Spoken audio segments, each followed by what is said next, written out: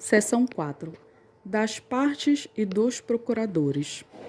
Os empregados e os empregadores poderão reclamar pessoalmente perante a Justiça do Trabalho e acompanhar as suas reclamações até o final. Nos dissídios individuais, os empregados e os empregadores poderão fazer-se representar por intermédio do sindicato, advogado, solicitador ou provisionado, inscrito na Ordem dos Advogados do Brasil. No dissídio coletivo, é facultado aos interessados a assistência por advogado. A constituição de procurador com poderes para foro em geral poderá ser efetivada mediante simples registro na ata de audiência, a requerimento verbal do advogado interessado, com anuência da parte apresentada.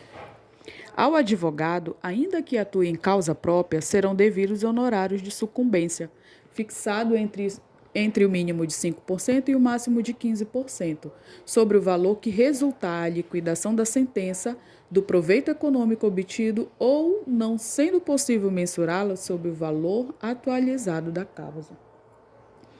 Os honorários devidos também nas ações contra a fazenda pública e nas ações em que parte estiver assistida ou substituída pelo sindicato de sua categoria. Ao fixar os honorários, o juiz observará o grau de zelo do profissional, o lugar de prestação de serviço, a natureza e a importância da causa, o trabalho realizado pelo advogado e o tempo exigido para o seu serviço. Nas hipóteses de procedência parcial, o juízo arbitrará honorários de sucumbência recíproca, vedada a compensação entre os honorários.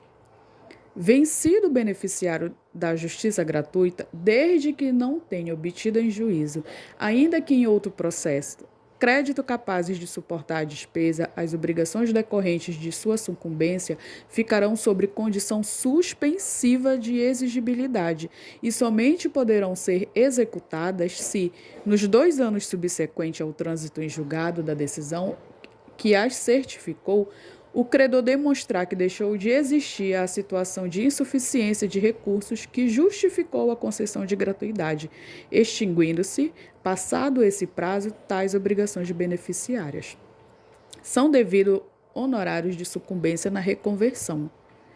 A reclamação trabalhista do menor de 18 anos será feita por seus representantes legais e, na falta deste, pela Procuradoria da Justiça do Trabalho, pelo sindicato, pelo Ministério Público Estadual ou curador nomeado pelo juiz. Seção 4A. Da responsabilidade por danos processuais. Responde por perdas e danos aquele que litigar de má-fé como reclamante, reclamado ou interveniente.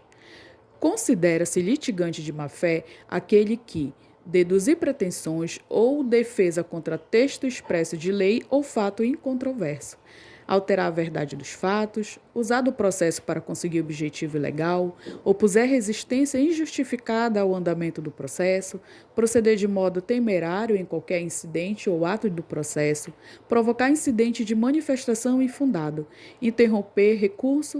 interpuser recurso com intuito manifestamente protelatório. De ofício ou a requerimento, o juízo condenará o litigante de má-fé a pagar multa, que deverá ser superior a 1% e inferior a 10% do valor corrigido da causa, a indenizar a parte contrária pelos prejuízos que esta sofreu e arcar com os honorários advocatícios e com todas as despesas que efetuou. Quando forem 2 ou mais litigantes de má-fé, o juízo condenará cada um na proporção do seu respectivo interesse na causa, ou solidariamente aqueles que coligarem para lesar a parte contrária. Quando o valor da causa for irrisório ou inestimável, a multa poderá ser fixada em até 2 vezes o limite máximo do benefício da Previdência Social. O valor da indenização será fixado pelo juízo ou, caso não seja possível mensurá-lo, liquidado por arbitramento ou pelo procedimento comum nos próprios autos. Aplica-se multa prevista no artigo 793-C desta consolidação às testemunhas que intencionalmente alterar a verdade dos fatos ou omitir fatos essenciais ao julgamento da causa.